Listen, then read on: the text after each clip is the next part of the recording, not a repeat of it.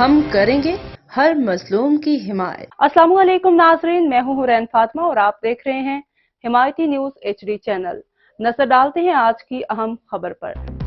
اسلام آباد پولیو کے خاتمے کے سلسلے میں اعلیٰ سطح کے عالمی وفد کا دورہ پاکستان مکمل ہو گیا، جس میں پاکستان پر پولیو کے خاتمے کے لیے سیاسی عزم قائم رکھنے پر زور دیا گیا۔